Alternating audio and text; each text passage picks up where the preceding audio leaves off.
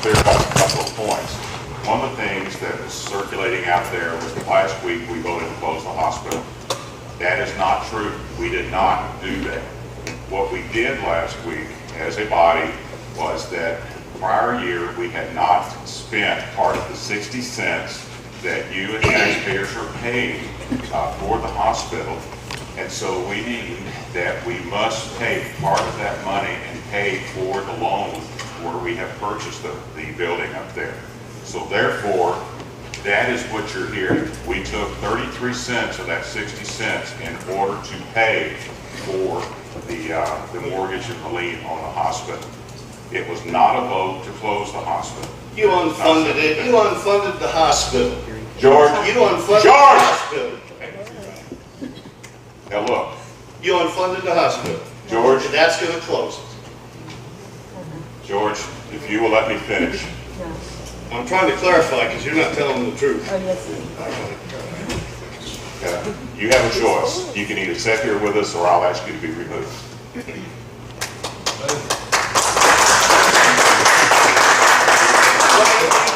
Big man.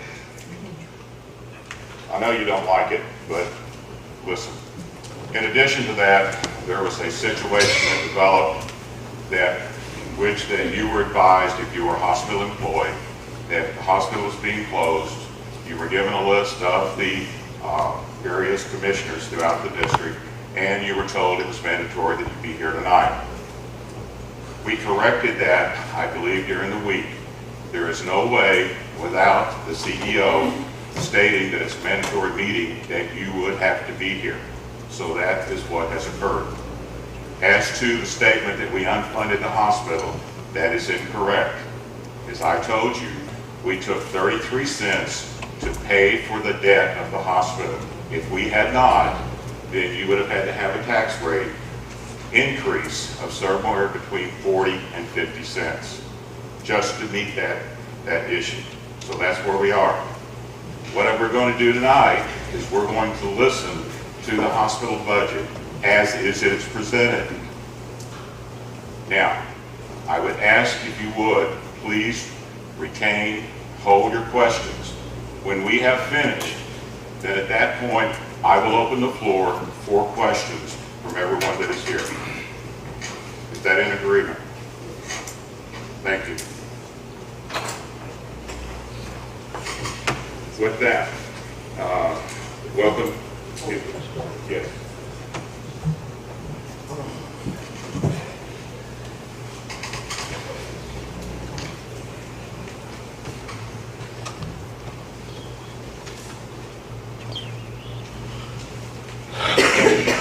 What I just passed out to you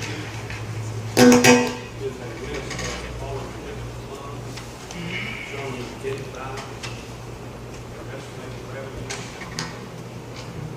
total available revenue, and then proposed expenditures, which is kind of what we can arrange. And getting the fund balance.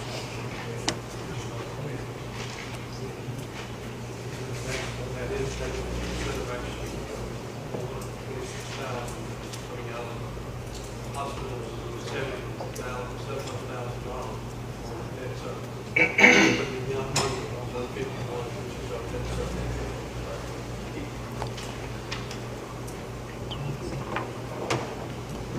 This is where we get at the end of the fiscal year.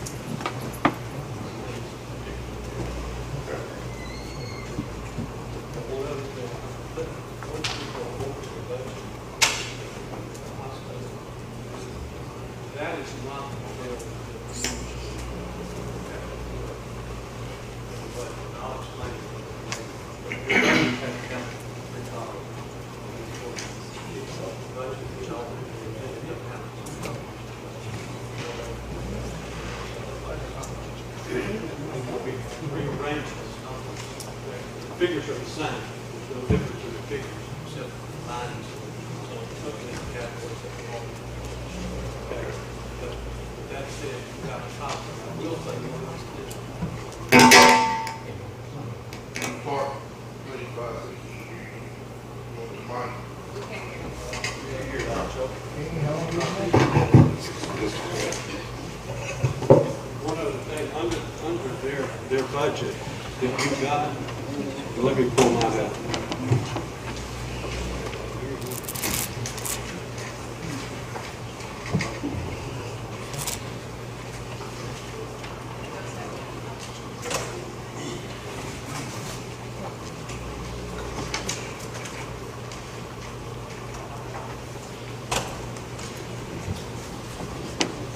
On the very last page, on the very last page, Let me slip in right back under the here. expenditure column, you're gonna have to put $446,065. That is the debt, so that's gotta be added to the expenditure. You see what I'm saying? 446,065. Okay? That was your, on this sheet, you're short 580, not that 5 million. Or if it would be your, on the last column, under your expenditure, this one here, you're gonna, that's already been figured in there. That's it, that is a total summary of all of your accounts as of right now, okay? But you've got to add to the budget that Ken and them is going to talk to you about, because you asked to pay, the hospital to pay that $446,000 bill. Your belly's It had to be almost added to it. Okay?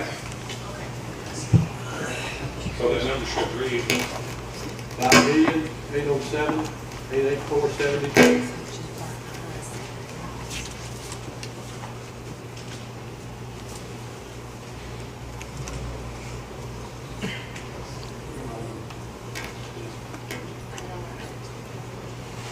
it's on the first sheet that was given to you under the estimated, there, the five total,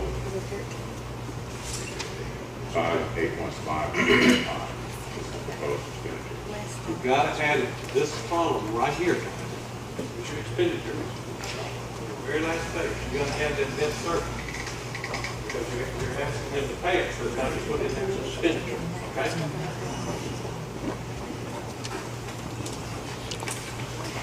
With that said, With us tonight, we have both the CEO and CFO for the hospital. And Scott, perhaps you should introduce yourself as the one that's here, and also CFO. Yeah, try that. Can y'all hear me right there? My name's Scott Barber. I'm kind of the interim CEO from Decatur County. We actually are trying to help with our hospital and this hospital too, to try to decrease the administrative cost. And we're working off the same electronic medical record system, so that makes it a little bit easier for us to do business from Decatur County and from here, so we're not boots on the ground every day at both places. I've got with me Ken Tillman. He's the CFO of Decatur County Hospital and the interim CEO here. We've been with you guys since around October, so we're kind of knee deep into this right now. Like I say, they're adding and taking away a little bit based on what's going on in the county commission budget, so we'll be adding some of that back to our budget numbers here as we speak. But Ken is going to give you a breakdown exactly how everything goes into the buckets, and that's the way we refer to it, because you have multiple different areas in the hospital, and each one has their own budget. So when you bring all that together, it looks something like this right here. There's a lot of numbers, there's a lot of money, there's a lot of contractuals and things like that. We'll try to explain that to you guys as best we can.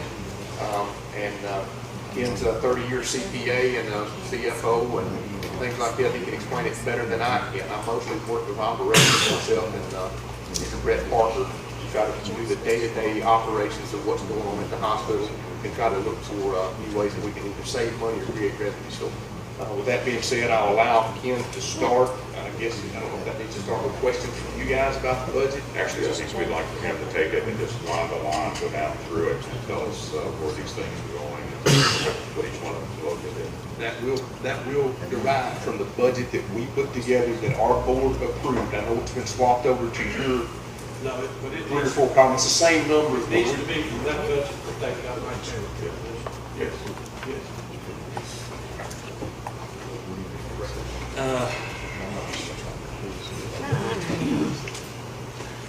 Really, the first page, if you look at that, the left-hand column is gross revenues. And if you total all those up, it's something a little, just a little over $11 million, first page, and then the second page there, the very far left-hand column. The next column there is a modifier. Some items we don't have contractual adjustments. We have charges like cafeteria for meals for employees and guests. The medical records, if someone requests a copy of the medical record, we charge for making copies for that. So all the way down through there, you see those revenue amounts, and we collect 100% of that. The other items, starting with med surg, swing bed, hospice, those. Let me have a question, so it's just so you can clarify. $400,000 is what it's going to.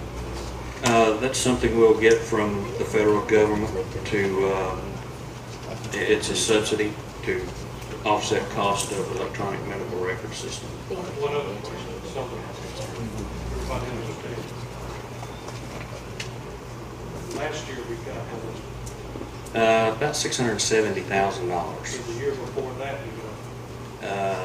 I wasn't here, so I'm not sure, so somewhere around $1 million. We got $1 million. Okay, so this is, it's that same kind of money. And it That's decreases. what someone was putting in Facebook that didn't know what they were talking about, $850,000. Or was it, this is the type of money that we're talking about. This is that money that has come in. Except for Yeah, $400,000. the 670 we did receive. I think the budgeted amount was $700,000.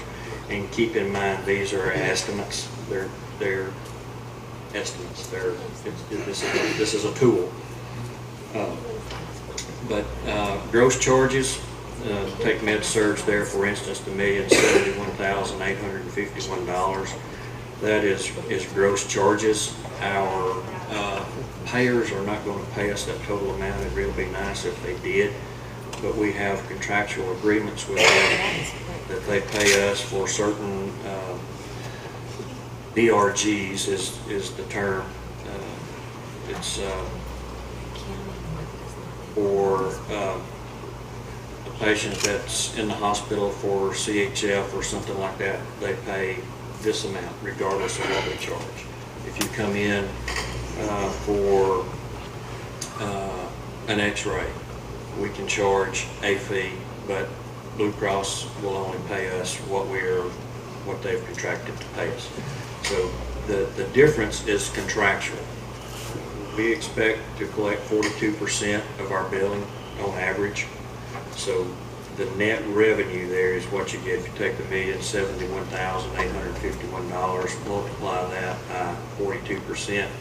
We expect to realize $450,177.42 out of that. So if you total the net revenues or the contractuals, it's $6,441,000. So that's the terms that we use. We will show the gross charges, and then we'll have contractual adjustments to get a net patient revenue on that. The far right-hand column is the expenses related to each department. The cafeteria is $132,913. For the med surg, which is actually the inpatient, $694,072, and on down the line. The total expenses are estimated at $361,819.72 without the addition of the debt service. When you add the debt service, it's $5.8 million. So the $527,099.82 estimated profit would be reduced by the $446,000.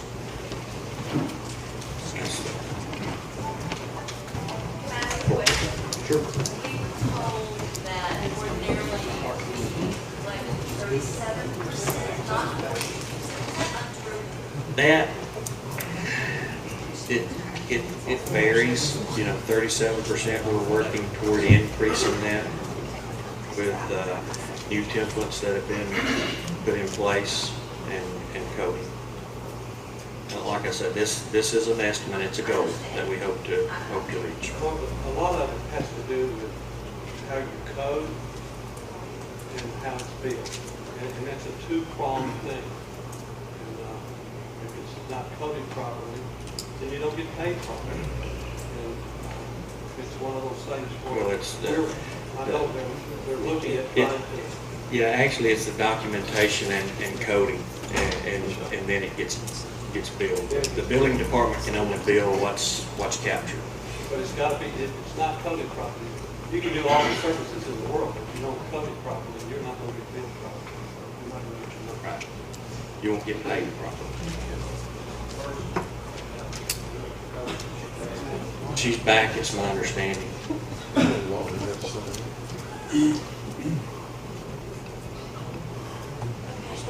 hospital our size should be collecting. I'm not going to. 42%. And it'll depend on the payer mix, whether it's Medicare, commercial, Medicare, TennCare, Medicaid. But I mean, it's reasonable to think you would be close to the 42%. I don't mean to push, I'm just trying to Yeah. understand. All right. That's it. You are collecting 37 now, you're leaning to 42. Yeah. That's 5 million. I mean, really, I asked quite a bit of money It's on that much money. it's quite a bit of money. You'd be surprised if you actually did the math. It'd be somewhere around $500,000, something like that. Pretty fine.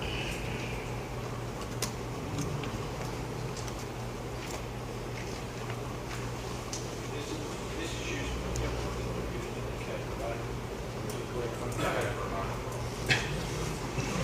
I'll share. I actually put together a few things of what we have worked on in the past 7-8 months since we've been here, because it has been drinking from a fire hose. Because when you walk in and you look around and a lot of things need to be addressed. We understand that we came into ICD-10 coding, which is a whole new coding system nationwide of how we code and get paid. That all happened around October of last year. So learning the code and things like that. So we had to get this system, this electronic medical record system, up to par. And with that being said, we had implemented some templates that actually, when the doctor goes in to take care of the patient, when they come out and they document, it prompts them to touch base on all the bases at a higher rate. If you miss a few of those, then it starts chipping away. We call that a case mix. It's going to get confusing to you guys, but we look at a case mix at the end of each month to find out how we did on our documentation. The only way that you can get that case mix up is your doctors have to touch every one of these little boxes to make sure that they address that situation. You know, if it's a CHF patient that came into the ER, congestive heart failure, I'm sorry, we'll use acronyms and mess everything, congestive heart, they want to know if you did BMPs and things like that. That's a lab test that we can test somebody, draw blood and test and find out where they're at on this scale.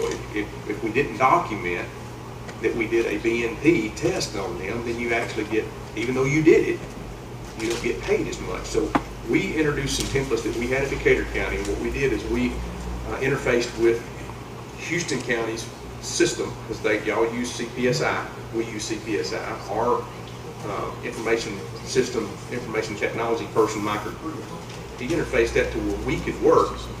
My IS and IT guy could work inside your computer system. We set the templates up for Dr. Carter and some of those guys, so when they come in and they work on a CHF patient that's an inpatient here, we make sure he touches all these boxes. And what it's done, it's got our case mix up into the high 90s, meaning you're getting paid in the high 90% of what is actually billable.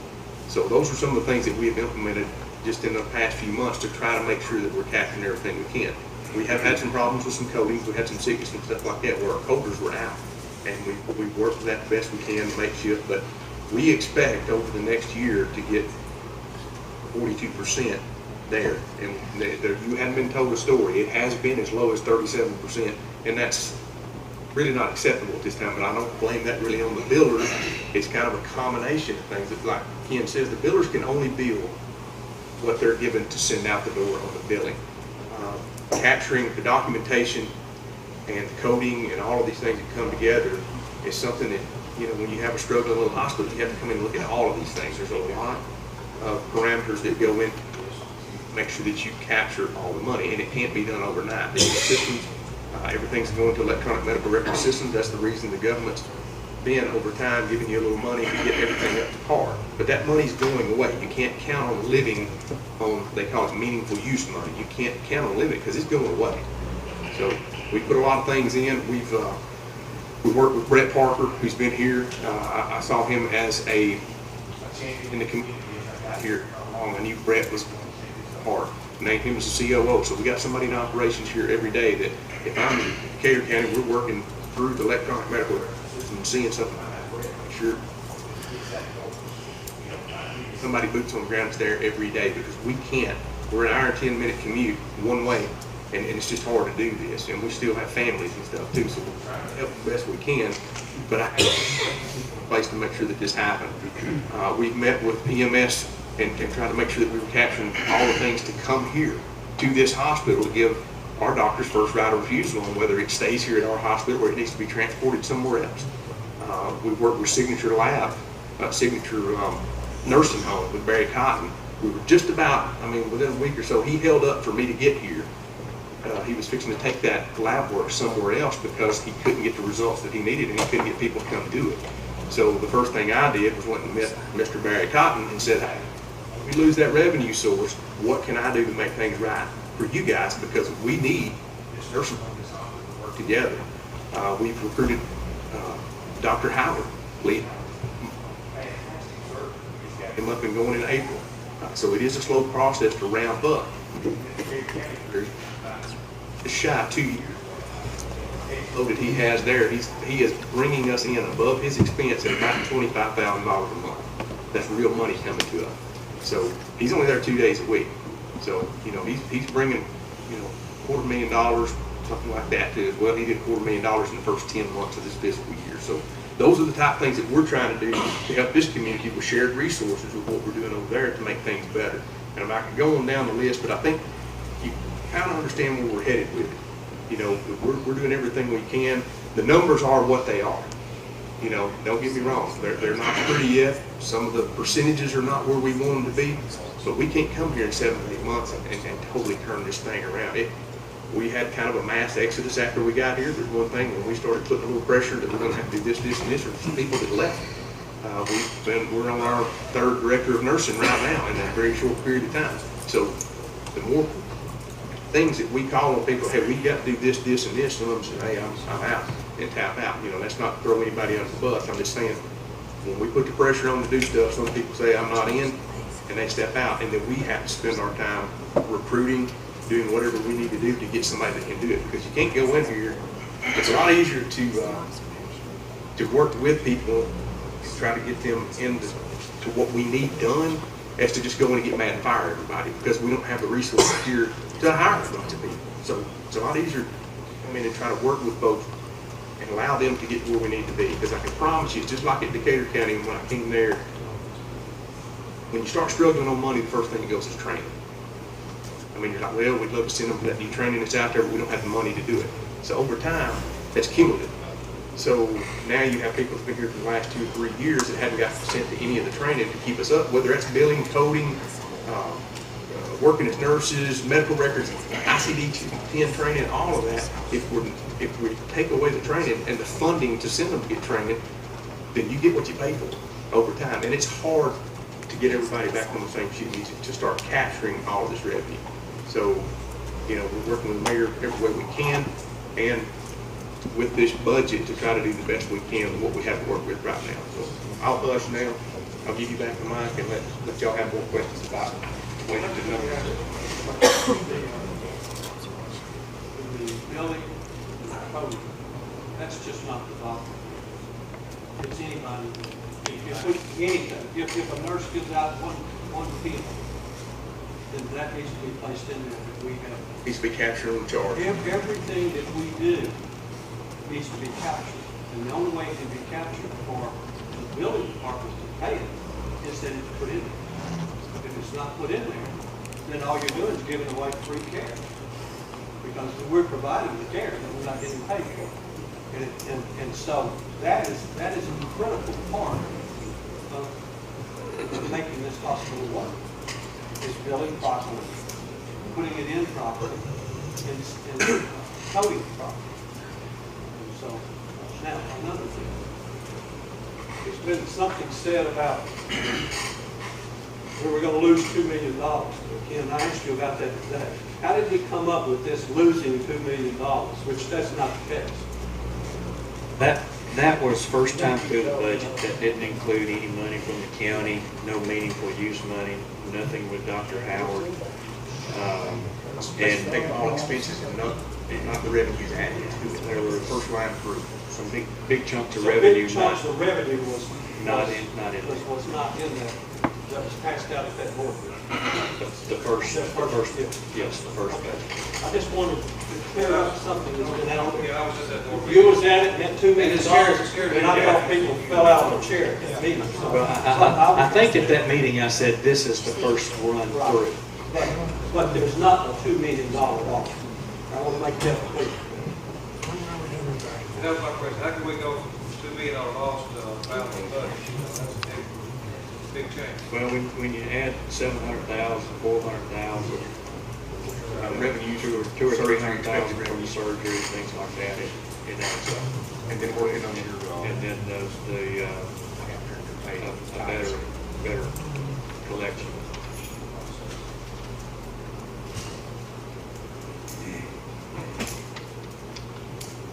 So you're feeling pretty good about this, about having a balanced budget at the end of the fiscal year, right? At the hospital?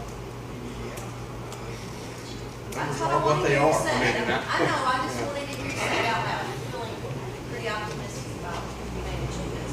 That's very good news to me, because I've been terrified.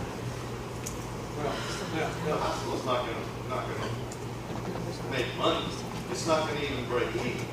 We've got to have some funding for the hospital. yeah, just the like we have subsidy from the funding for every county. other We feel service. good. I mean, do I feel good about it? It's gonna break even on its own without a subsidy from the county? Absolutely not. No, I know you need the 60 cents. I'm saying without additional. That's what has been terrifying all of us backwards and forwards. So I just want to make sure I understand. Okay. And we're still, just because it's doing what it's doing here, that don't mean that we're not. If we can, we're still looking at the possibility of someone purchasing. And let's hope that takes place. Yes, that's But, our but, prayer. but you can't just bank on that until we see whether we're there. I mean, we've got to operate, and you want to operate in a, if you're selling something, you want to be in a pretty good position to sell it. You don't want to be down here begging somebody to take it, because then they're going, I've been buying and selling stuff all my life, and you don't want to be in that kind of position, not for the taxpayer, because the more we can get for that facility, the less it's going to be on the taxpayer. So you need to be in a good bargaining position, and this shows you that you're not in a real bad bargaining position if these figures really work out. Just remember that. What's the rehab on this list? This is the physical therapy, is that what you call it? That's 81.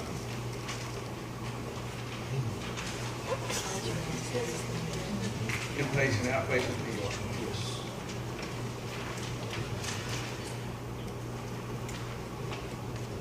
As a rule, your PD revenue generation.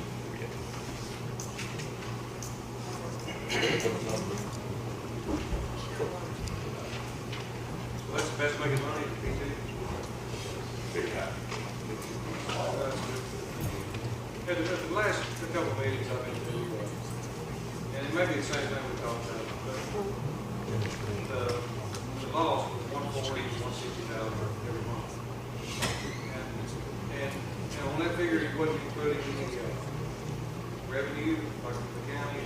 That didn't include county revenue, that was all in the balance balance, which bad at it, I've got it. And another thing, one of the other things that too is amortization and depreciation. We don't work on, we don't do that in none of our other budgets. We operate on cash flow in our budget. So actually, when we take the, because that amortization is really an expenditure. That would come out of the expenditure account and go back to your cash flow. We do not, none of our other accounts, we operate with amortization and depreciation.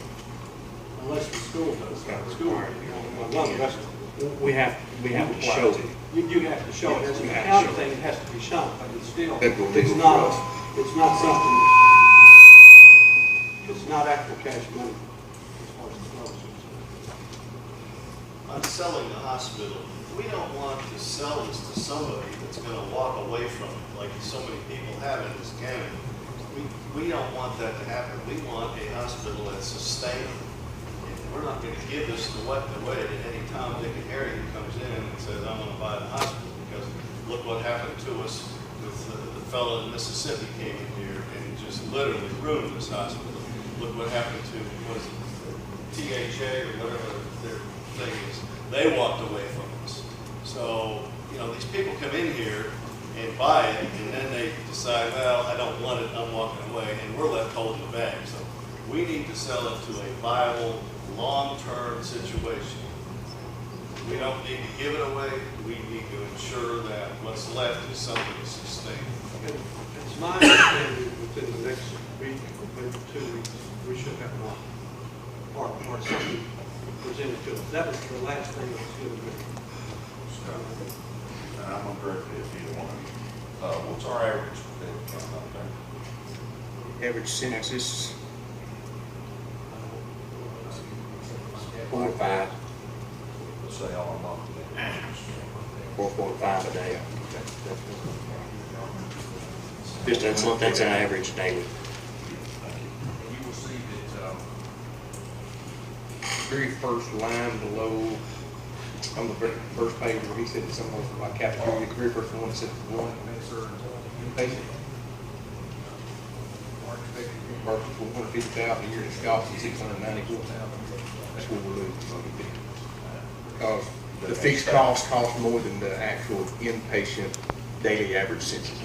That's the struggle going nationwide, because the admission criteria, because the baby boomers are all getting to the Medicare stage, they're cutting on our Medicare reimbursement. And they're making it even harder for them to be admitted to the hospital. They're saying, well, you've got 3 criteria, you're just gonna have to be treated and sent to the house, which is rough on our older population, but that's the way things are going in the healthcare landscape right now. And I would love to have 10, 15, that we could keep, because they had problems every day, because that actually brings money in, creates revenue, you don't show a loss. The government, Affordable Care Act, the cutting of Medicare reimbursement, and it's coming down at probably 2% a year for the last 3 or 4 years. So when you start talking about billing $10, $12 million, you've got 8% of that of real money that you're not going to get back. It's a lot of money at the end of the day. And we're starting to see that, and that's the reason a lot of this is not just to you guys, this is every small rural hospital in the nation. Like 53 in the state of Tennessee, it was 54, but Selmer closed May the 18th, McNairy County's hospital. So it's everybody in these small towns are going through this same thing that's going on right now. If I'm not mistaken, there's been 8 hospitals in the state of Tennessee that's already closed. Haywood County just closed, what, about a month ago? Haywood, McNairy closed. Haywood was a year and a half ago, and they said that when their hospital closed, it come out in the Jackson Sun yesterday, that what they had to do to beef up their ambulance service and cover was 17% is what it went up in the past year, their property taxes, and they expect they're going to have to add more to it right now, because the economic impact that it has on the county, they just can't sustain. This weekend, with the hospital being here, with us on 2 vehicles, 2 ambulances, we're lucky, it wasn't someone that was really real serious, but we couldn't transport them. Without the hospital, or an emergency room there or something of that sort. Even if you got an emergency room. An emergency room is going to do one thing. They're going to transport everybody. If they can. They're not going to keep them up here. They're going to be transported. We have 2 vehicles. One stays in the county all the time. One can send someone out. When you, with 2 vehicles, guys, it ain't going to work. You will have a situation where there are no ambulances available for transport. Now you say, well, bring it in by lifeline. That's fine as long as the weather is good. But if it's cloudy, rainy, lifeline don't fly. So if we was to sell it, and let's hope that's what we can do to a viable thing, we are still going to be faced with, what are you going to do for an ambulance service when you have to transport most of the people, or just about everybody, you have to be transported out, because they're not planning on keeping people here. It's going to cost the taxpayer. It costs, take an ambulance, we just got through buying one, $116,000, not furnished. Furnished, you can add another $50,000 to $70,000 to that. You're looking at almost $200,000 per vehicle. So you're looking at, if you buy 2, I can do the math at $400,000. That's not the big cost. The big cost is staffing them. The employees, 7 days a week, 24 hours a day. It costs a lot of money to staff. Somebody's got to pay for that. Who's going to pay for it? The taxpayer. That's one reason why I think this group, when you looked at whether you was going to purchase a hospital or not, you looked at what it's going to cost to transport people, and you chose to buy a hospital. That was one of the big factors, if I'm not mistaken. Is that not right? Okay. So you're still going to be facing it. If you have an emergency room, you're going to be facing it. If you shut the hospital down, you're going to be facing it. Just a fact. Facts need to be out there. And the public needs to know. Because I'm going to tell you, I think an awful lot of my 88-year-old mother. And if she needs an ambulance, or if she needs an emergency room, or if she needs a doctor, I'm willing to pay an extra $100 so that she has it. That's me. You have to choose for yourself. It's up to you. That's what it boils down to. Because these gentlemen have to make that hard decision. And ladies. So, but that's what it's all about. But it's going to cost either way. That's a fact. And somebody else may sugarcoat it to you. I'm not sugarcoating it. I've been doing this long enough. You just tell it like it is. The facts will stand for themselves. I can't recognize you. I'm not the chairman. When the ambulance leaves its destination and goes to a party's house, is that a free ride? Or does each individual have to pay for that ambulance ride? Where is that revenue going? All we're hearing you want to spend, but you don't talk about none coming back in. What, I think I can answer it, then I would ask after this, please hold to finish here. But if you are transferred out of this county, then there is an ambulance charge that goes with that. And whether it's private pay or whether it's insurance pay or whatever, yes, there would be a fee for you to be transferred to Dixon or wherever it might be. There's a fee when they back up to my door. That is correct. Sure, yeah. But it doesn't cover the total cost of that. Nowhere near. Okay. I don't know if Steve Graybill's here, but he can tell you that I think it's 40% of the pickups don't ever pay. And so we have to foot that bill for the people that refuse to pay or don't have the money to pay. And that's a big number. It's a huge number. I think I know what Pierre's trying to say. The more runs you make, the more revenue you're gonna have too. It ain't gonna be just everything going out. What's the emphasis of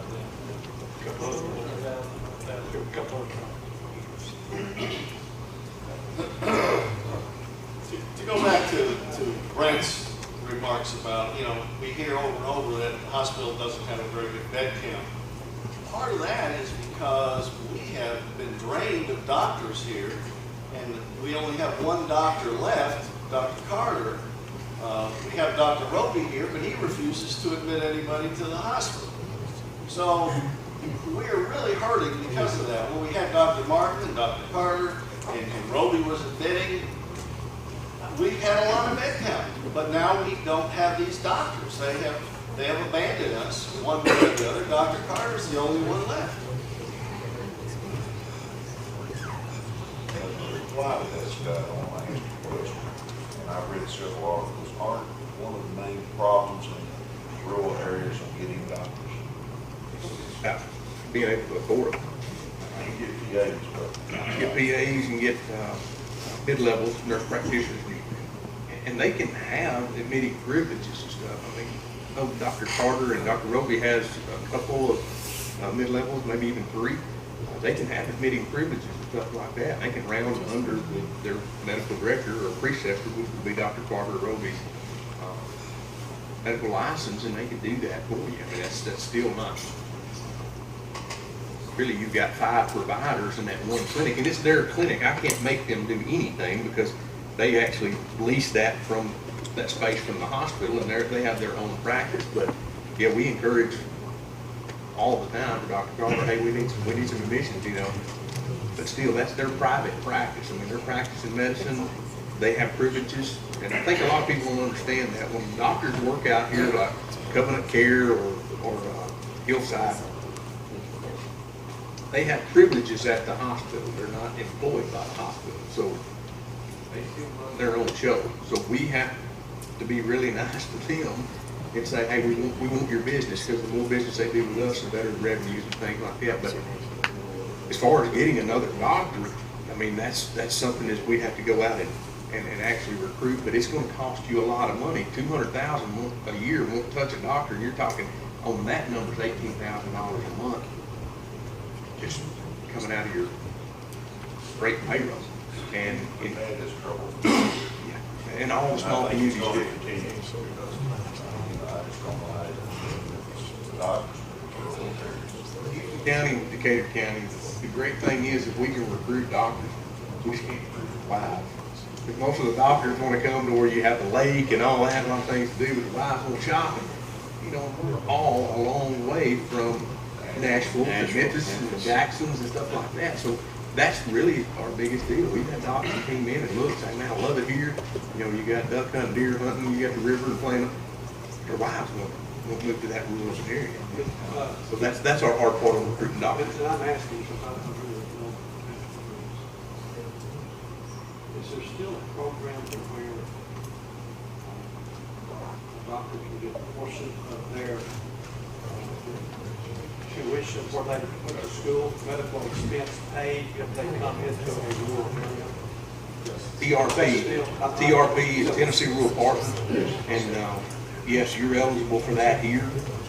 It's $35,000 a year stipend that goes to them so they can pay on their student loans, and it's for 3 years. So it's $105,000, and a lot of them come out with over 200, even between 200 and 300,000. But if you can cut half of that on the 3-year for commitment, it also adds to, you know, if you can only afford to pay $200,000 now, they're making $235,000 because they're getting a stipend to pay back. So those programs are out there. It's still covering $18,000 a month. Because I'm doing that in Decatur County right now with Dr. Cassette. He came to us August of last year. Y'all got more doctors here than we had. We were down to nothing. A lot of our guys retired out, and his wife was from the north end of our county and came back home to be with grandparents because they had their first child. And through the stipend and being able to pay him a couple $100,000 a year, that's the only reason we got it, because it was had connections to the county, and that's the kind of thing that we have to look at here is find some folks that want to come back closer to home. You did get Dr. Howard, which is a big plus, and then we are searching for a urologist to implement that. So it's not like it's not progressing forward, getting doctors here. And I think Dr. Howard's helping us a lot on that because he's trying to put together basically a company called RSVP. It's research surgery something. what it all stands for. Yeah, and he's wanting to add on doctors to that practice, to where they could go around to like Gator County, Humphreys County, and Houston, and each day have a different doctor at each place.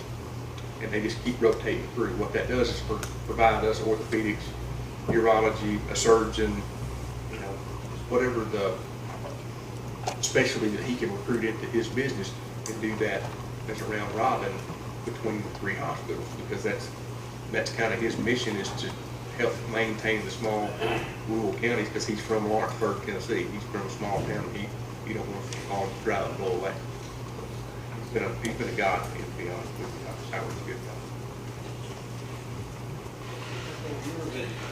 Joe, Go ahead.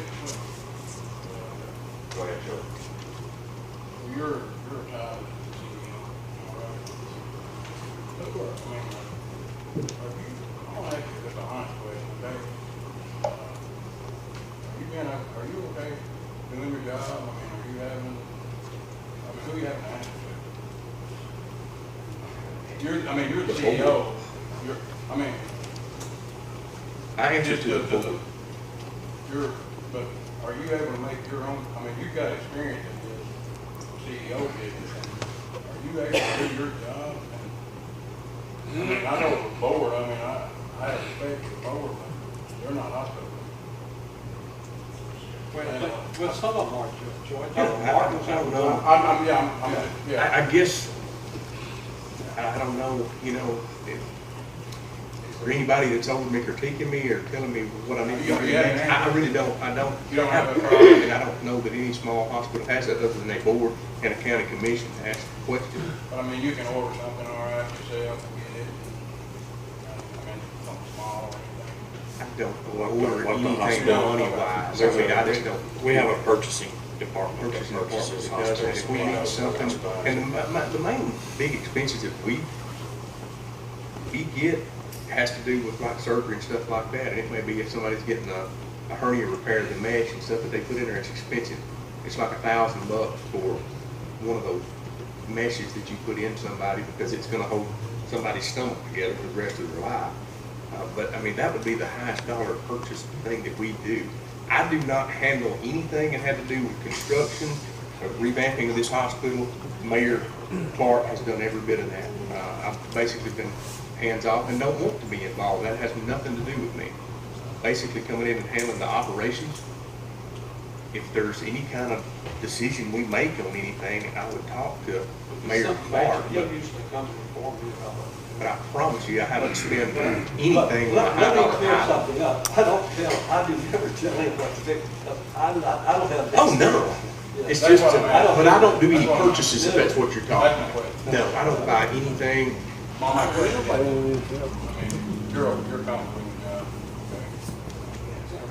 okay? Big in this landscape, I guess you could say. Do I? This is not a long-term thing for me. I need to tell you that, to be here in Houston County. This was something that we're doing to share resources because both of our counties are struggling. It keeps the administrative costs down for both counties, and we're able to work off the same electronic medical record system where we can work from both places at a computer and get the surgeon that was going to my place and get him to come here to create revenue. Us, the same battles that we've been battling for 3 years at Decatur County, we implemented some of those things here, and that comes through adding templates and things like that to increase your case mix. We go down the list, work with VA. That's when I'm working with the VA to try to get us eligible to take those accept those patients here, that I'm working for this hospital in Decatur County. So when I get a meeting with those folks in Nashville, we sit down and we have more to bring to the table. They're going to listen to us because we have this county, and we have all those folks in Decatur County that are saying, why are you treating our veterans like this? Why can they not come to be seen local? So we're really just sharing resources, not here to be here long term. And I promise you, Mayor Clark came to me because we had went from $1.5 million loss when I walked in the door with $728,000 in accounts payable and 10 days of cash when I walked into my hometown.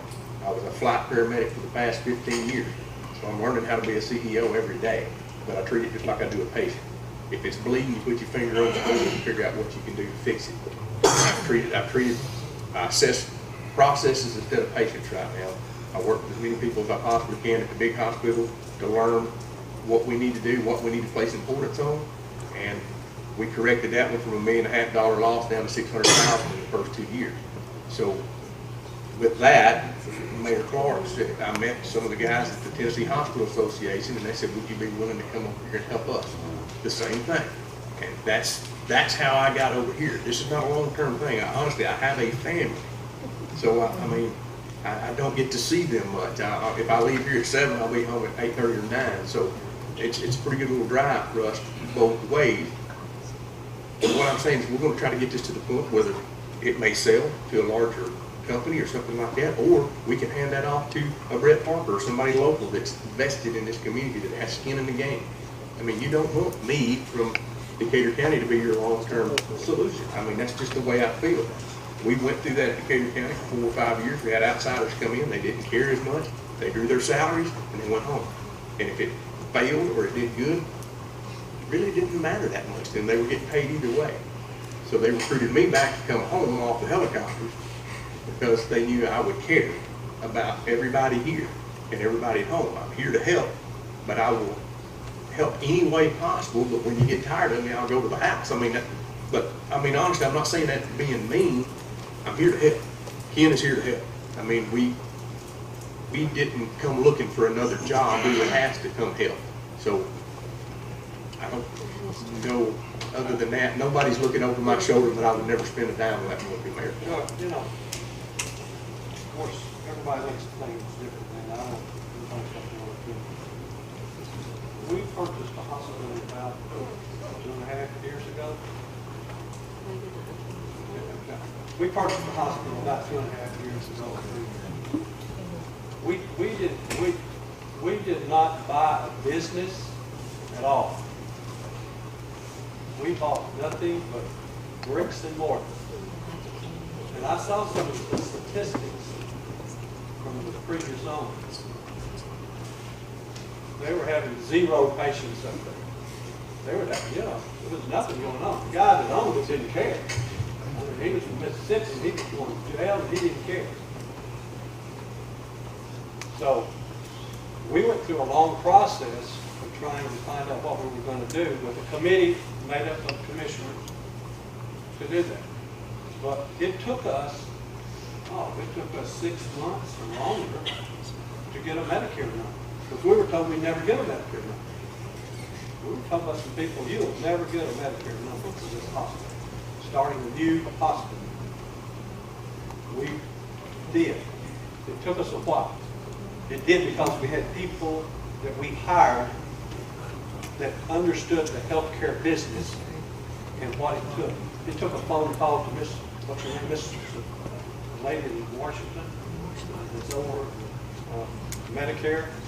We took a phone call with her and Senator Corker on the phone. Well, we got a Medicare. We've gone through the last 1.5 years construction up there. You go into another building and start construction. I hope none of you ever have to do that. It's not easy. We've come a long ways from 0 to an average today. It was almost 5 patients a day. And we're steadily growing. Dr. Howard, we're going to get a urologist because I think Dr. Howard can find us a urologist. He's already said that to our board. We are going to continue to grow, and that count's going to continue to go up. Now, does that mean that we don't want to sell it? No. If we can find somebody that's good, that can do it, why would we not want to? But you want to get yourself in a position and stay in a position that you are a marketable hospital because you have something to bargain with. And I think that's what we've grown into. Now, why would anybody else want us if it's just going to be a sinkhole forever? They're buying the sinkhole? They're going to, no, they're going to make money. Healthcare is a money-making business. There's nothing about giving. There's no giving. It's all about making money. And so they're looking, whoever purchases is going to look at it on that basis, how it's going to profit their organization.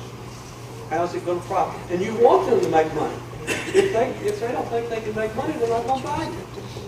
Or they're not even going to look at you. So just remember, you've come a long ways. You may think 3 years is a long time, but a business like healthcare, my goodness, I never dreamed 3 years ago how complicated healthcare can be. It is a very complicated business, and it's changing all the time, constantly changing. And you got to have people that know how to change. And I'm going to tell you, as county mayor, I'm not one of those. I'm not an attorney. Our county attorney will tell all of you, and has told you, she's not qualified to handle that kind of legal stuff. It's not that she's not a good county attorney. She's an excellent county attorney, but it's out of her field. Healthcare is a specialized field.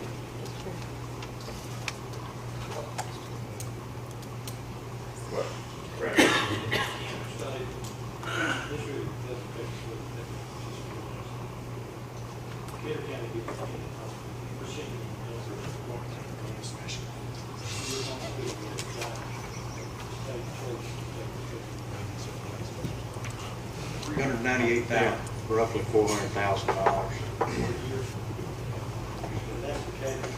that's Decatur. I went to Memphis and spoke on this hospital in Decatur County because I was asked by that Tennessee task force that was trying to get back together and get Medicaid expansion again. You know, try to get it back up, and asked me to go because one thing, we're in control of very small rural counties that need that money, and basically all of us on the chopping block, that's the reason we're here. And they wanted to know, you know, how the effect was, so I'm standing in Memphis, you know, a redneck, you know, fish out of water in a big courtroom, and I tell them exactly, that's all I did was tell them the truth. I just said, what we're doing right now as a state is we're all putting in money, federal money, that goes in for Medicaid. And our state is not accepting it to come back, divvied out to where it needs to go per capita and things like that, and per expenditure. Let's You know, put it on a real personal basis. We're having to raise taxes because they're not taking, we need to. so we're our people are being taxed 2 times. That's is what right. I'm trying We're to being say. taxed once. We're having to tax ourselves because our state won't allow us to have the money that we've already paid out. So how can I go in front of a group of people and say, yeah, we need to hold off on Medicaid expansion? I said, no, we need it. Those counties of rural areas need it. They need it more than the big counties because we have more of the Medicaid recipients, a higher percentage of it. So we're getting hurt worse than everybody else. But we're having to tax $600,000-700,000 again to the people because we won't accept $400,000 back to it. So we could get that 60 cents down a lot lower if we just accept our own Medicaid expansion. So that's all I told them up there. They wanted to put it in paper and make a big deal of it, but I just told the truth. It ain't right. Bottom line, though, we put that in tax, and did it, the government accepted or had passed it last time. We're about $1 million plus short of money that we could have gotten since we changed. Yes. And understand, it wasn't Haslam that did this. Haslam No, Haslam put together an Insurance Tennessee program that was an awesome deal. Right. It never got out of committee. They wouldn't vote on it. Put together a good plan that was approved by the federal government. Yes. Oh, yes, yes, that was the list. Yes. Losing a lot of money. That's nothing to be done back. During the meetings, Tim Geary said he could get a number within 30 to 60 days. It took him 6 months to get that number. We were glad to get it in. He did say he could get it really quick. He did do it.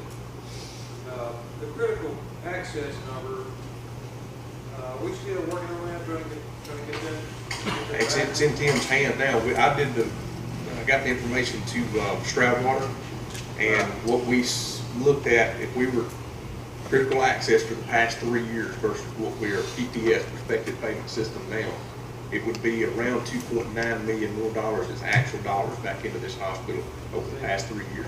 So you're getting up $900,000 a year is what it's worth to you guys. A little over that. Great. And, that was a big talking point from Mr. Geary. should we get it or should we not get it? So, if we need to get it then, we need to have it. It's a lot of money if you can get it. I'm just still not 100% Well, sure. there's liability, now we Well, understand. yeah, but the issue with critical access has to do with not, we can't get, it's my understanding, we couldn't get Medicare to tell us they're going to continue to pay us while we apply for critical access. We can, we qualify to become a critical access hospital, but are they going to continue to pay us? We couldn't just get CMS. We'd have to go 6 months again without Yeah, getting paid. we have to go That'd 6 make- months without getting any money from Medicare. We can't survive to do that. So we've not been able to get a definite from CMS yet. I think that's where we're at. Whether they would pay us for that. So once we get to Debbie and say, we'll pay it, we'll. Oh, no, we're going to. If they would do that, yeah, we Yeah, could we put could. more, but we would initially, I mean, you're talking about $100,000 a month, you know, 75 at least, that you would see right off the bat. That's a lot. We did, we still qualify for it. Yeah, we meet the criteria, the distances and all of those type of things. It's a matter of, we just got to be assured that we're going to be paid while we go through that process, and we've not been able to get that assurance yet. That's going to probably take another, Tim, Gary, Senator Corker, going back to Washington and putting some pressure on some people to make those decisions. That's sometimes what you have to do to get those type of decisions made. They're not They going could be like a break. so what should they do? Yeah. It could, you know, what else? Almost 3 million in 3 years, you know, people won't know. When we went to open this hospital, this was pre-Obama, or just during the Obama fiasco, we built into the numbers that we were going to get that money. And we couldn't believe that the Eastern Republicans refused the money. That was a real shot at us, and it really hurt us because that was in our numbers, that was in our estimates, that we were going to get this money from the federal government. And the Eastern Republicans refused it. It wasn't Haslam, it was the Eastern Republicans. So they're the ones that have basically screwed up this hospital. You have bad advice. Okay, any other questions?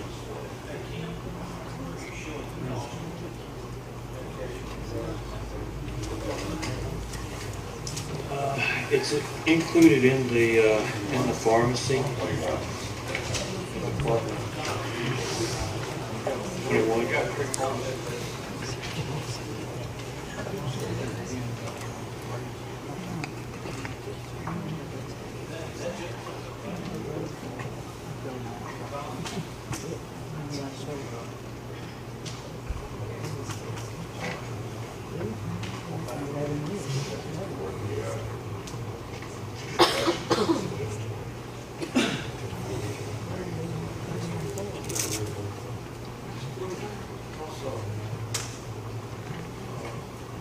Explain what we do as far as the medicines and how we deal with Vanderbilt. Because we do give, we have an arrangement with Vanderbilt that we get the same price that they buy stuff. We don't go out and buy, we buy the Vanderbilt cost, which is a big savings. Gator.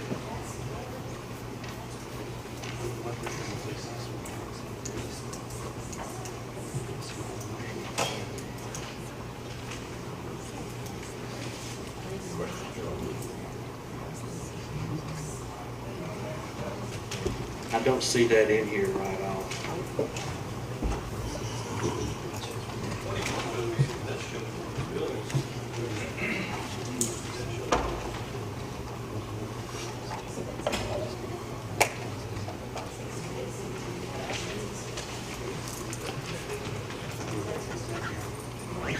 I don't see it right now, but it's, these numbers were based on actual current year number, 6/30/15 year.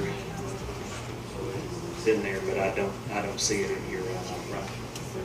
Big packet that we give them in, that had like 30 pages in it, will break down the exact spend and everything, so we didn't bring that.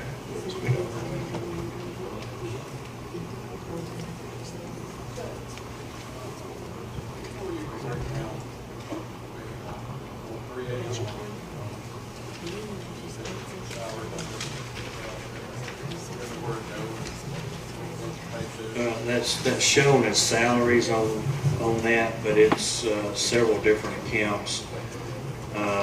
The actual salaries are about $157,000. I'm just going to give you the larger numbers. Workers' comp insurance, $39,000. What the hospital pays for hospital employee insurance, $75,000.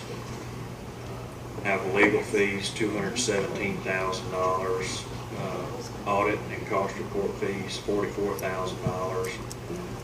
Telephone, $53,000.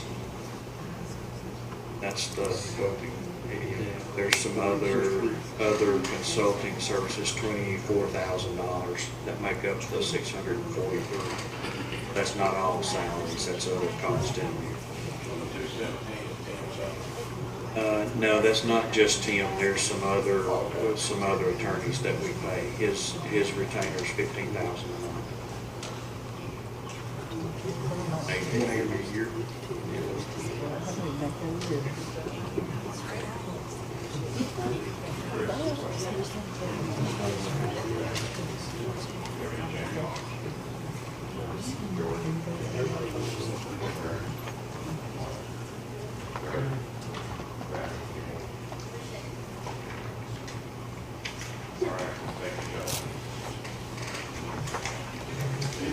I have a question, please.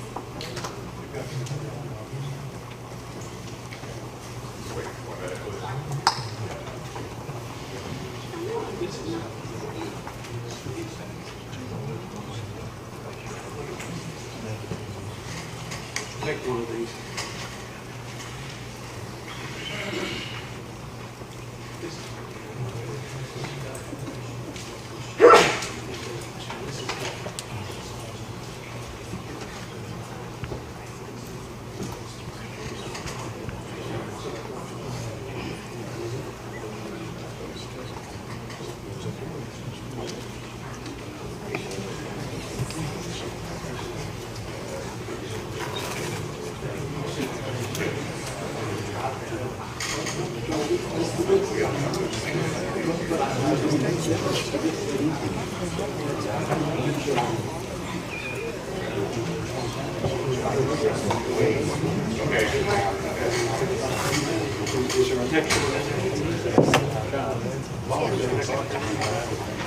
Guys, let me explain what this is. Our budget requires us to have last year's figures, this year's figures. Okay? This second column here was last year. The state requires us to do it. I can't turn in a budget like this. Okay? The figures are the same, except they've had to combine into certain categories that they used last year. Okay? But they're the exact, they end up the same way. This is what will be in our budget. Okay? This is The what federal side from the hospital, that's what he'll send to the state side. That's correct. It's the same, but this This will go broke to the down state, differently. and actually, I had the auditors in the office the other day, somebody called and wanted to look at our budget, our thing, and we got a good conversation, so I showed them both of them, okay? And I think they understood it. But this is what you need to pass. They're the same. Look on the very back page, you'll look at, those, when it all comes down, it's the same thing. But it's what the budget looked like last year. I've got to line it up with these particular numbers. And so I had Ken, I didn't combine them, I said, ask Ken. So I said, Ken, I need you to put these in the categories that like they were for last year, so that we can put it in the budget. Does that make sense? Do y'all understand what I'm talking about?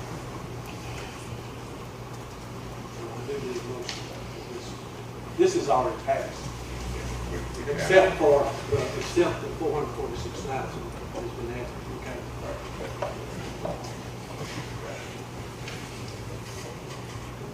All right, floor's open for motion to approve budget, this format, which does show everything that's there.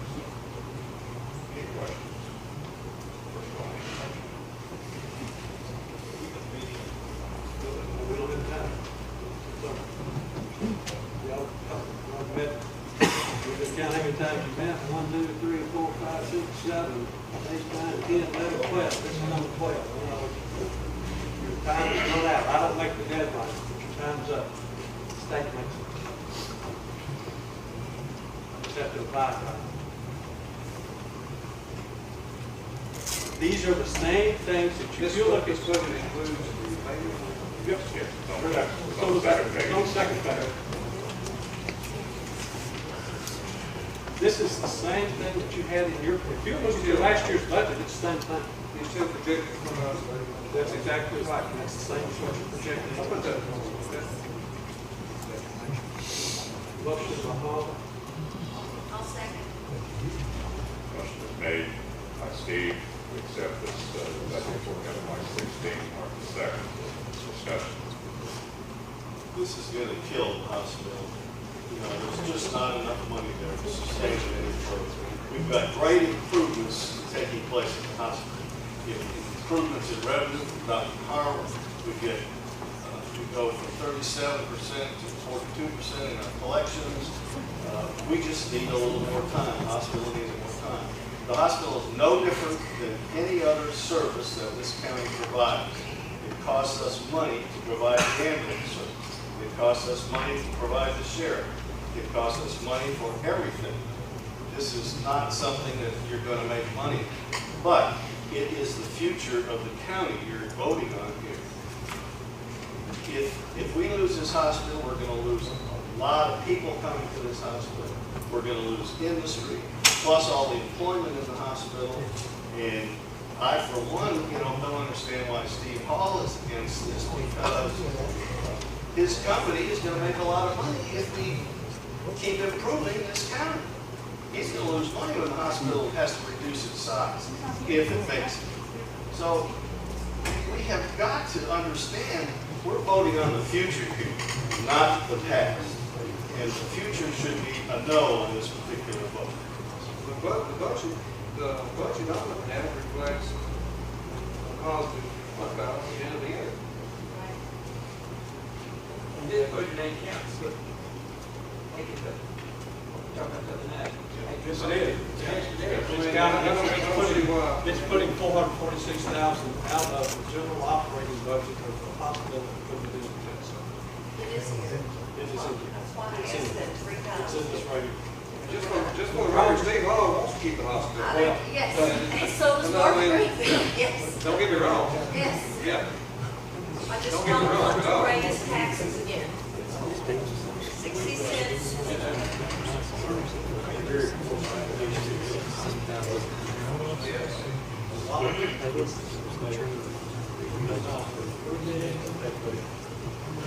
Billing procedure, which we should. It's going to make all the difference. Next one, big company will come in. Take it over in Decatur too. We're working on the same thing. They're better than we are. And I agree, Ian and Scott have done a great job. I wish they'd been here 3 years ago. But there's a couple of bright spots that it's possible we could have. If the state senate could do their job and get us the federal money we need for the hospital, it would be fantastic. Or if Tim Geary can make the right call and get our critical access number, that'd be another big shot in the arm for us. There's several things that could happen within 12 months that would make a big difference for our hospital. And I do appreciate the hospital. I understand what George is about. We don't want to hurt just a bunch of ambulances. We're better off keeping this regional. But there is that factor. That's all I can say. The budget assumes we're at 42%. We're not at 42%. We got to hit it. So you're talking $500,000 that you don't have. You have pie in the sky right now. We need to help the hospital cover that difference. And when it does better at the end of this fiscal year we're in now, then so be it. But right now, 37% is not going to cover the hospitals. The money's not there. Any other discussion? That's what we have to estimate. We have to trust them. That's not. So are we getting 42% right now? No. If so, Everything George has got there is not estimated. General fund, there's no difference. so this is not worth the paper it's written on because it's all estimated. The facts right now is for this month, this is in this fiscal year, we're only getting 37%. So where's the other 5% going to come from? It's going to have to come from county funds. And if it doesn't, then the hospital can't keep going. It's just that simple. Okay, motion on the floor to pass through the budget that you have in your hand. Does show the $446,000 being used to pay the fees for the loan that we have. We'll call vote. Steve? Yes. Sarah? Yes. Randall? Yes. Mark? Yes. Chris? Joey? Greg? Larry? Yes. George? No. Amy? Motion passes. You have your vote. Okay, we had a question that was straight back here a moment ago. If you would stand and. Yeah, I came in late, I was thought the meeting was at 6, but I knew a question we had last week was about the loss every month or positive. And we were told on the low average, every month the hospital was losing around 79,000. This was this past year, is that correct? That doesn't include any money from the county, though. That was not reflected on the income statement. Okay, so is that where now we are in the black? Well, a combination of increase what we collect out of what we bill and that being added in, yes. Okay, that's where I was unsure how we all of a sudden, within a couple of days, had a balanced budget where a few days ago, we were looking at losing. Have a meaningful use federal money, county money, and projections of what money that Dr. Howard, the new surgeon, was going to bring in. The very first one we did basically was all the cost. You have all the costs and not the revenue, but that's, you have to do these budget things in steps because it's big, it's huge, big numbers. Bring it in together, this is what, the actions would look like for our expenses. Start putting back in your revenue from county money, money, $400,000, then you start, like Well, you that's said, why project. we felt like you needed to be here. We didn't feel like we were getting an accurate, representation of what is going in and out every month. So, if you've been able to find $100,000 a month that's gonna cover it, that's, I guess that's $640,000 to use wisely. The $640,000 that, it's a, Oh, okay. I was sort of being sarcastic. Okay, I got you. Yeah. Y'all know what it means. No, it's not cheap, it's probably $218,000. You're taking.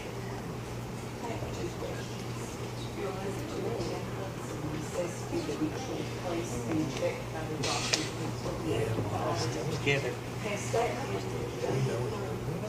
In other words, is it cost driven so that It won't let you go any You further. can't go the next step in the electronic medical record without touching these bases, and that's.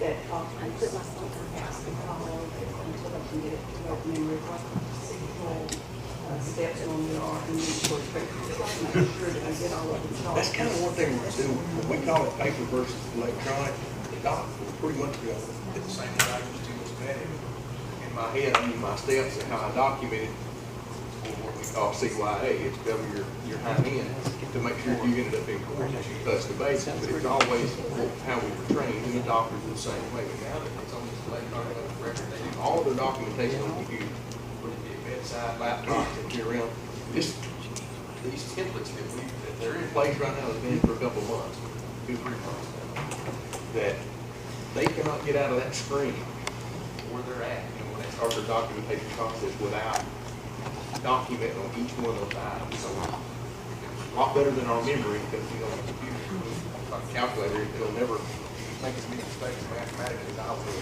on paper. So these things prompt the doctor to touch every box before it won't let him finish what he's doing to go on to the next page. So that's what the templates are all about.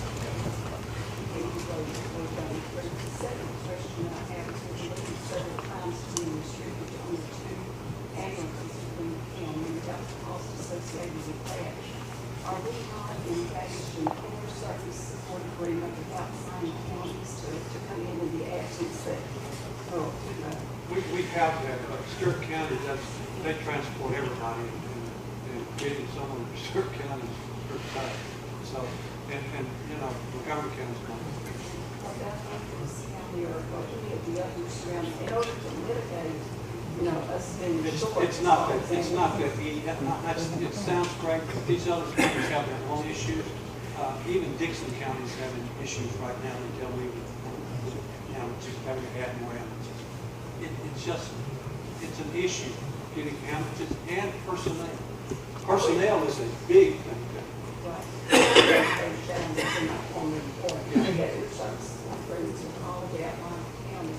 I guess I would just directly say that we tried in the last few months to enter into a certificate of reciprocity with the different counties. We do have We don't have. If we have not, I would urge us to do that in order to mitigate any future outlays for additional ambulances. If we have an accident in our line in the eastern portion of our county, and you have to train someone in Humphreys County to take care of that call, I feel sorry for that individual. They're just not going to make it. They're just not going to make it. Eastern part of the county was not the closest facility. It would take them to Dixon, maybe even Dixon. No, I'm saying, that's not what I'm saying. What I'm saying. They just don't, they're very selfish. We've been into these agreements with these outlying counties, and it just doesn't happen. They just don't show up, or they say they're busy. But we've done this for years, and it doesn't work. Those people do not come to our county. Stewart's always busy. Humphreys County is always busy when we call them. They don't ever send it. So you're saying we have exhausted those options? We do with Stewart, I know we do with Stewart County. Yes. And we've used Stewart County. But sometimes sometimes Stewart County, because they have to transport everybody, they have to tell people you have to wait. That's happened in Stewart County, because they don't have an abundance of ambulances. And you don't ever know when an accident's going to occur. You just don't know.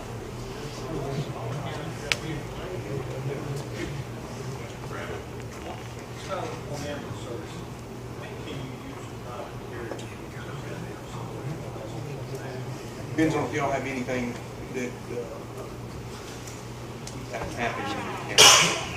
You can use it, if you have some kind of no compete clause that the county has, you can use it on a convalescent, like rural metro or something like that, or I don't know all the ones that come out of Nashville, but they can come and do your convalescent, non-emergency, non-emergency transports, and it leaves your ambulance trucks to take out. What's the first call? First call. The first call has a state contract to cover 3 or 4 counties. And so they have to come in here to pick up certain patients because they have a state contract. I think we did that. That's why you'll see first call, and that's why you'll see that. We're saying earlier about, working on trying to get how that goes. I think it is not good. They're pretty important people for this county, there's a lot of them, and we wouldn't be here tonight if it wasn't for them. Nobody would still out. I'm 6 years military myself, so I'm all about fighting. VA doesn't want them. VA choice program was supposed to be set up where that your veterans and your rural communities and stuff that live greater than 40 miles from a VA hospital get their care done locally. Everybody was supposed to send out a card and stuff like that. The problem we've had with that, and the reason I had meetings in Murfreesboro, Nashville, and one time in Jackson, trying to see what we could do about that, was give them the authorization. I mean, they can come with their card, and then we say, hey, we want to see them, we'll do all this. We have to call in to their administrator, whether that be Nashville or Memphis, depending on which one they go to, and we couldn't get them to give us the authorization to treat that patient. So it was smoke and mirrors. It was something Obamacare did to try to, it was about 2 years ago, there was a big stink about the veterans wasn't getting their care. They put this in place, put $10 billion into it. But as far as the actual operations of it, it all went away. And we worked, Dr. Bassett, the guy that we recruited, he actually went with me to talk with Marshall Blackburn and Dolores Grisham. We sit down on 2 different occasions. Say what we got to do. Because Dr. Bassett, Marine, fought, ambulances all over. A veteran himself, and we were on a regular email with them about every time that we had a problem with it.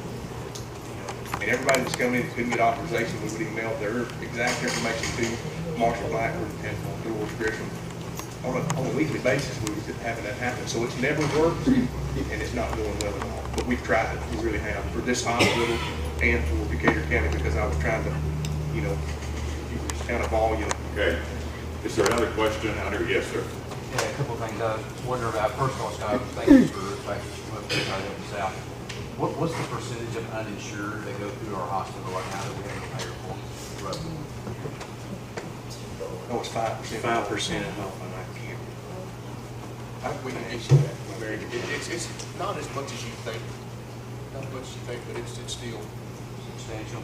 And then what was the, you mentioned a study about the critical access designation.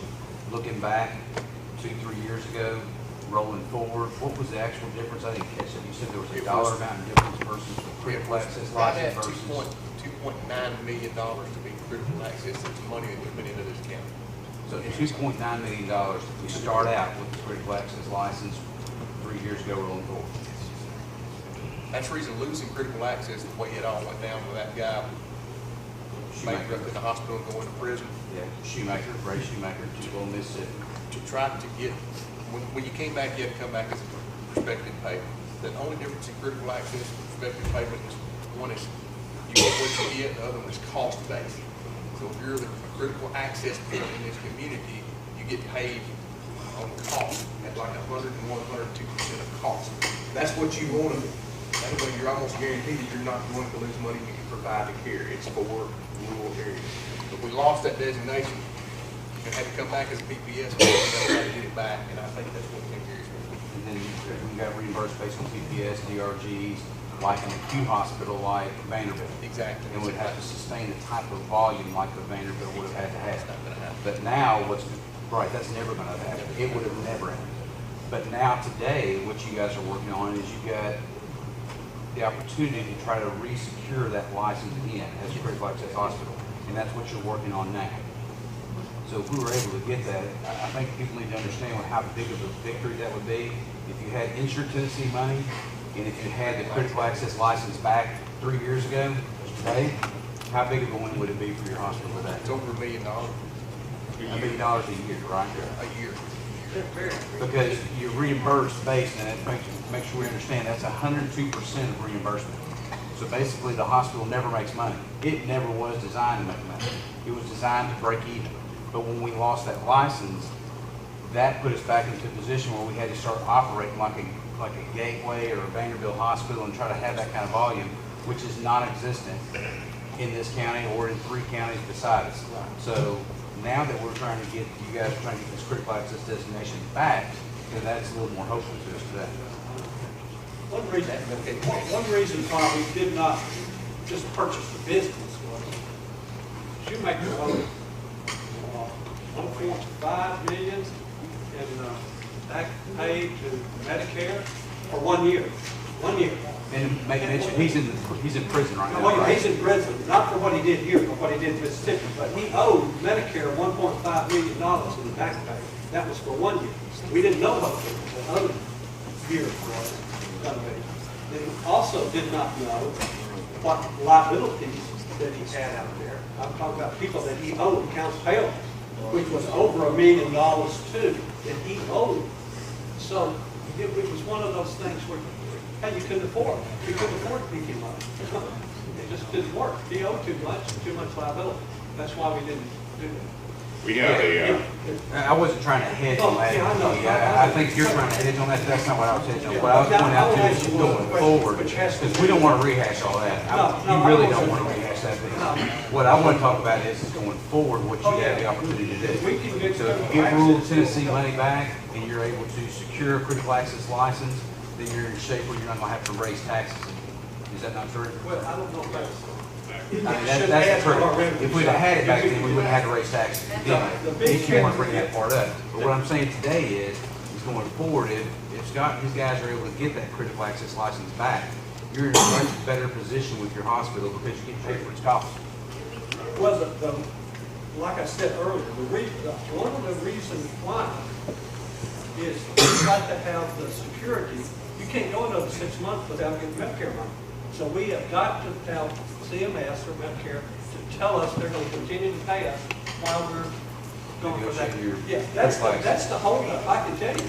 We want to go for the collection. Now I want to ask you one other question. And I know we got to quit because we got to be. If the hospital wasn't here, how many employees would you run?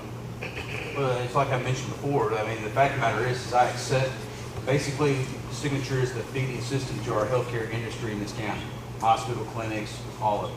So I wouldn't be able to accept the acute patients that I normally accept in good faith, because if I didn't feel good about the fact that I could get them stabilized and life lighted out, I have to have an emergency room. That's what it boiled down to. I'd have to have some place How many to people are we talking? I would say I would probably lose about 10% of my ADC, which I care for on average 144 souls a day. What it does, it affects, it just, we've got one of the nicest nursing homes in the state. I mean, Signature does a good job. If you've ever had anybody up there, you'll realize that if you ever have another facility. So they do a good job. But it will hurt unemployment-wise if we don't have health care. Okay? Not counting how many employees you have now on your book, Ken? 70. 70. Think of 100. Guys, that's a lot of people in a small county our size. Okay. we have another meeting following this, but young lady sitting back there on the back, if you would, please stand up and. Yes, I just want to say, I think our hospital has done a wonderful job. It saved my life 2 times. I went in with a stomach pain, and I wound up at Centennial with a heart attack. And Dr. Sykes told me if I hadn't made it, I would have been dead now. And also, there's people sitting in here that's got mothers and daddies, aunts and uncles that don't have a place to go to other places, hospitals, and if we don't have ambulance service, we can lay out at our house and die before we can get ambulance service. Even though we've got we gotta get to the hospital. And I think it's a shame that some of these people that sits here and talks about this hospital will be the first ones to enter the ER up there at the T.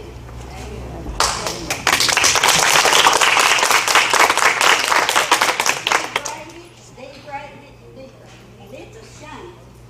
I think all of you councilmen should think about your mothers and your daddies and your sisters and brothers and yourself, because you'll be the first one in that ER door.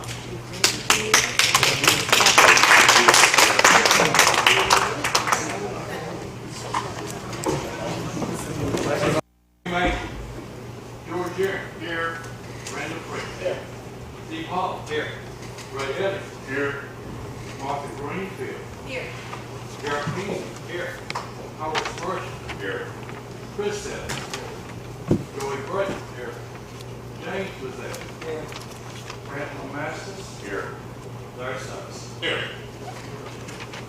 We do have a quorum. We have a copy of your agenda for tonight. We have almost nothing on it. But I'd like a motion to approve the agenda. So moved. Motion is made and seconded. Second.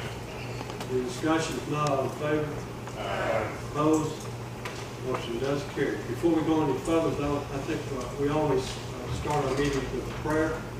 Let us stand. Brother Hart, would you lead us in prayer?